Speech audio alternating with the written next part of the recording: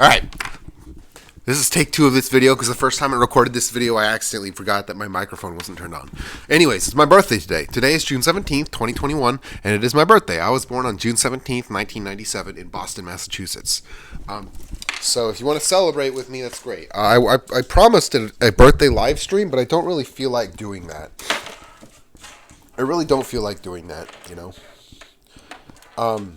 Bananas. Yeah, okay, so in my previous attempt at taking this video, I was talking about bananas, and I went on a long tangent about how... Anyways, let's okay, so here we... Artificial banana, right? Artificial banana tastes totally different from bananas we have today. But did you know that the bananas of the 1950s and 60s tasted exactly like artificial banana? In fact, these bananas were so banana-y that when a student, I heard from my stepfather that a student opening a banana in class would make the entire classroom smell like banana. That doesn't happen today.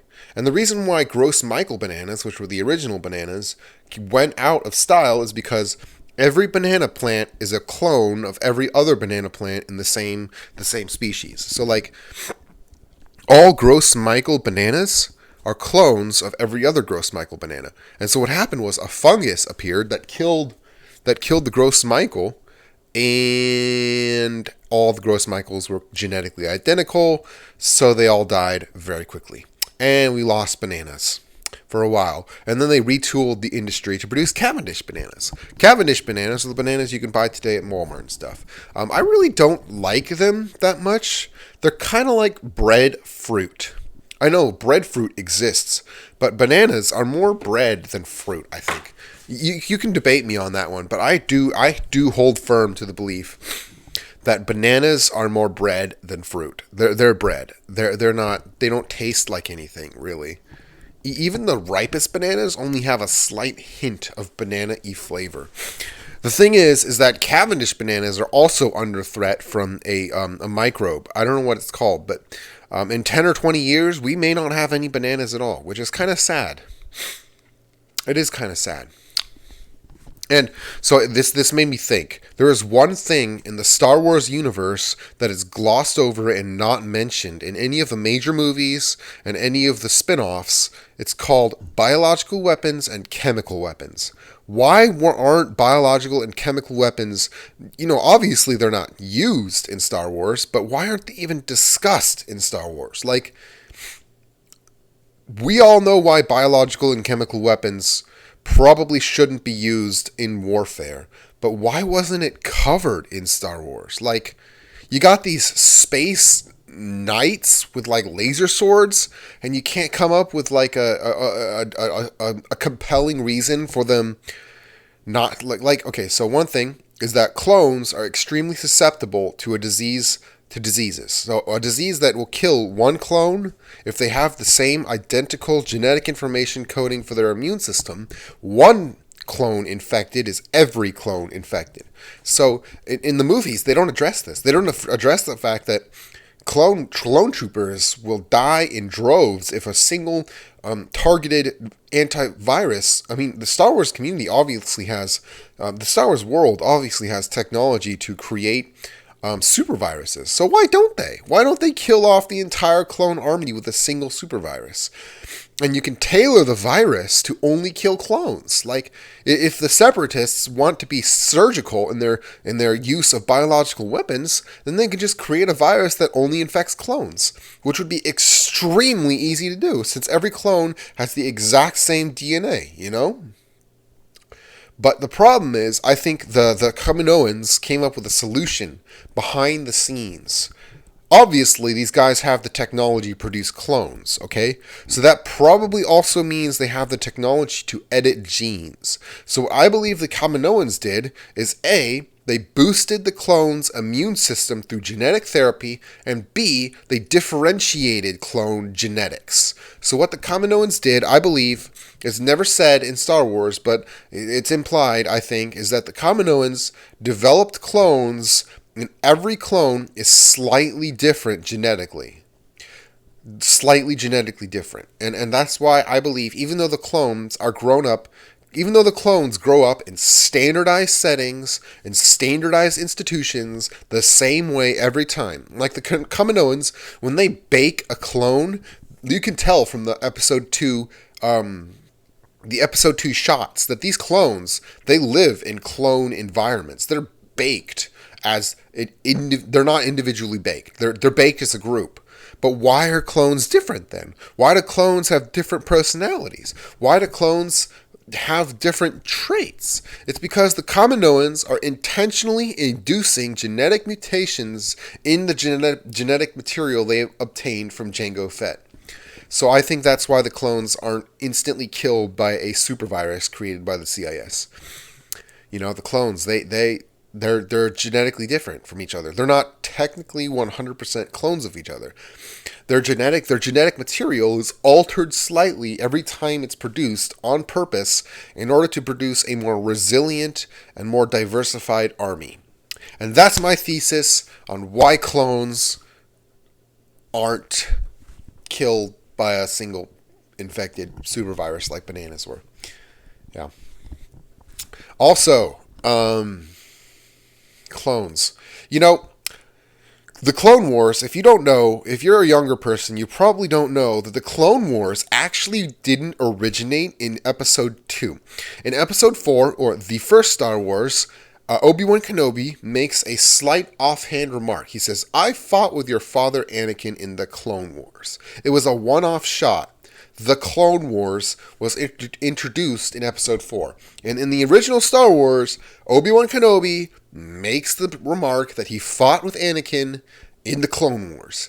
And so George Lucas, when he was going back into the prequels, he intentionally riffed off of that one-liner and created the Clone Wars. But the problem is that clones, although Star Wars The Clone Wars, the series, really fixed this, but in the original 3 prequel movies, the clones are absolutely the worst dramatic instrument you could possibly use. Why the hell would you create an army of identical mooks for the good guys? Why would you have the good guys create the mooks? Like in the second, in Star Wars 2 and 3, clones are literal mooks. Like, we don't care about individual clones, and we care about individual clones even less than we care about individual soldiers in other movies, because these guys are clones. They're subhuman, and I think that it's just wrong. It's like Pokemon wrong. Like everyone fights with Pokemon, and no one steps back and thinks, we're promoting dogfighting here. Interspecies dogfighting. I mean, and that's the same thing with the Clone Wars. I think what George Lucas should have done was make the clones the bad guys. They should have made the clones, so the bad guys should have created the clones, right? And then the good guys, the Republic, I think the Republic was they should have kept the Republic, but the thing is that they should have explored the psychological element of the warriors fighting these clones who, like, thousands upon thousands of ranks of identical clones. Like, clones shooting up droids? Like, why the hell? Although, I do understand why George Lucas used droids as the bad guys. So he could show gratuitous lightsaber slicing. I think the sole reason why George Lucas picked droids to be the bad guys is so he could show action shots of the Jedi slicing them up in half without rating his movie R. That's my theory. The only reason he used droids was to not make his movie rated R and still be able to show epic lightsaber combat where a guy slices a bunch of mooks. Because imagine if the droids had been human and George Lucas had shown, this, have you seen episode 1? There's a scene where the Jedi are invading a hangar and there's a bunch of droids and the Jedi are like swinging their lightsabers all over the place, slicing these droids, like arms and legs and body parts flying all over the place. If those had been humans, wouldn't have gotten away with it. No way. Would not have gotten away with that.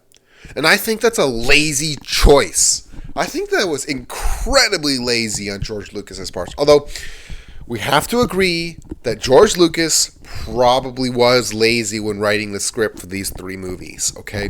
They're better than the sequel trilogy, even though I haven't seen it before. I've never watched any of the sequel trilogies.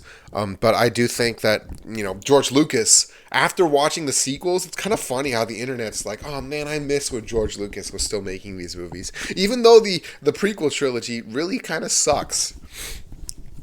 But nowadays, people are like, you know what? The prequels actually weren't that bad. In which case, they weren't. They weren't actually that bad. They just didn't live up to the legacy of the original Star Wars. I think, the only reason, and you know what? That's the reason why the stormtroopers wear helmets. Because if the stormtroopers were humanized, if you humanize the bad guys in an action movie that isn't supposed to feel bad for the audience, you're doing it wrong. But the thing is that I think droids were super lazy. I think droids were like the most lazy decision on George Lucas's part, because killing droids doesn't present a moral quandary. And it does present a moral quandary because it is shown later on in the series that droids have personalities, individuality, and sentience. Like, if you watch the Clone Wars, it's obvious they have sentience. They passed the Turing test. So you're still killing sentient beings, but you're hand-waving it because these guys aren't flesh beings. These guys are mechanical beings, so it's totally okay to slaughter them like rats, but they're not. Obviously, they have like personalities and consciousness, like, roger. Obviously, they have the wherewithal to know that they're in trouble, in which case and it's like the whole Star Wars universe, their treatment of droids is just totally wrong, I believe that any being that crosses a certain threshold of sentience should have human rights. That's it. They should have rights as sentient beings. But the thing is, here's another thing. I believe that human beings have no basis for which to treat other sentient species. So our DNA is selfish. We only protect the human species because we're humans. So I think humans, when humans meet an alien species that is as sentient or a little bit more sentient than we are, we're not obligated to be nice to them. Like, nothing in our evolution obligates us to be nice to other sentient species. Like, evolutionarily, we evolved to be nice to each other, but we don't have any obligation to be nice to sentient aliens. Although it's good to be nice to sentient aliens, the problem is that these aliens, Star Wars aliens, are boring, okay?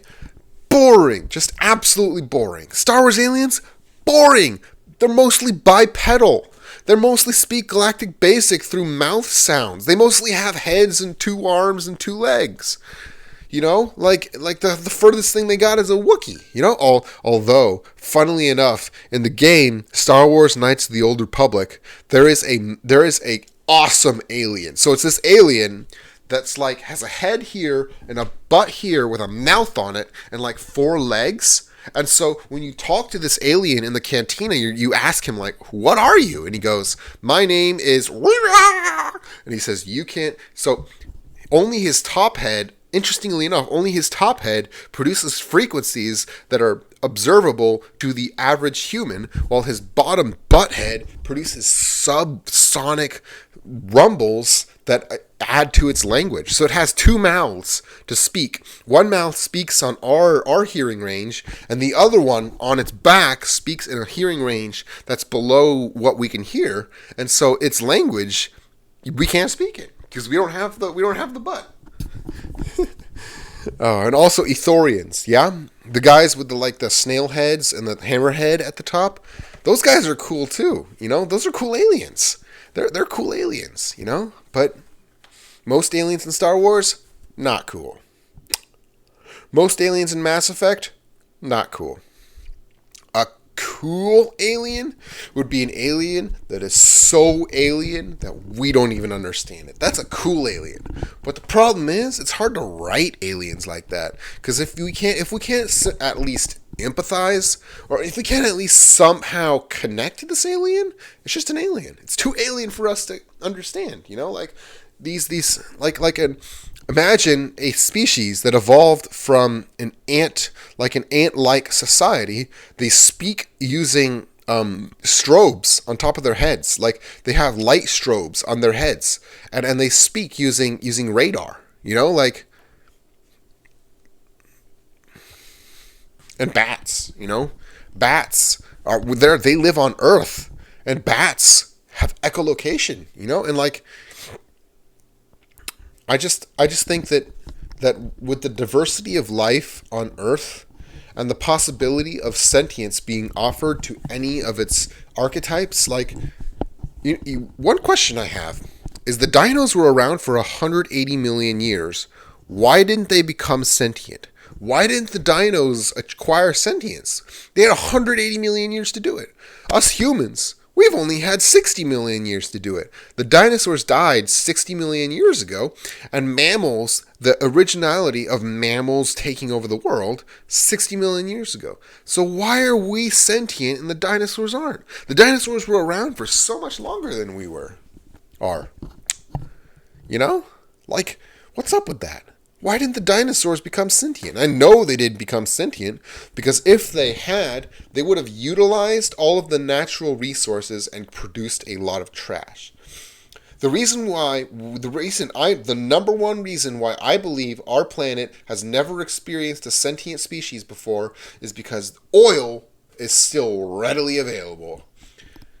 Coal is still readily available. Like, if there had been a sentient species who produced a society like ours, first off, we would see their trash, because you know how absolutely non-degradable our trash is. Like, our trash will stay in the ecosystem for hundreds of millions of years. And, like, we don't find any fossilized Toyota Camrys, you know? But 200 million years down the line, even if we're gone, even if we disappear, people are going to find fossilized Toyota Camrys, you know?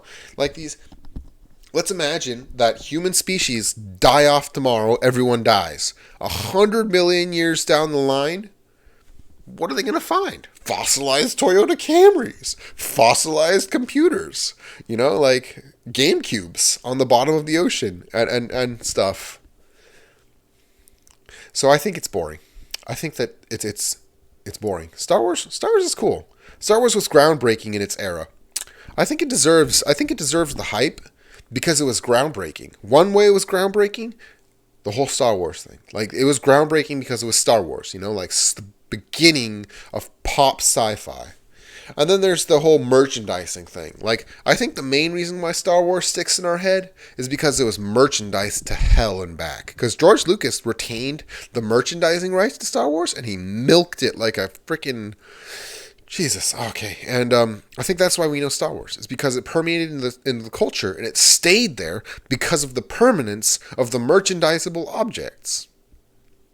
Like, if Star Wars hadn't had so much merchandise attached to it, I don't think we would have remembered it the same. I think the merchandising of Star Wars was one of the cruxes as to why it's so popular. Because everyone remembers the toys they played with as a kid. Like, you know... It was groundbreaking in two ways. But then 50 years passed, or 40 years passed, 45 years ago. That's when Star Wars came out. And our sensibilities have changed dramatically. Star Wars, there is no if it were released today, because Star Wars is so iconic that, you know, whatever. So, that's why I think Star Wars is boring, is because we evolved past it. You know, we evolved past the idea of a space epic in space. You know, our story writing sensibilities have significantly changed since Star Wars came on the field. And the problem is that I've never read a book, I've never seen anything that properly conveyed how aliens can be, and how weird it is that the Star Wars world is so sanitized. Like, it's free. I mean, the spin-offs, there are a lot of spin-offs of Star Wars that deal with this kind of stuff, but it's sanitized. And back in '77, when Star Wars came out, that was what people wanted. People weren't ready to feel the pain, the gut punch, the killing joke of Star Wars. If you know what I'm talking about, you can look it up. Killing joke, Joker, the killing joke. It was the thing that turned comics dark. Anyways, and the problem is there hasn't been one. Well, maybe Terminator. Maybe you can count Terminators. I don't know. I've never seen Terminators, but Matrix. I don't know. I think that the world is still waiting for the Star Wars' killing joke. I'm not going to be the one to make it, most likely, because I'm small time here. But anyways, it's my birthday today. You can say happy birthday to me by buying my books on Amazon. That's it. Thank you very much. I'll see you guys later.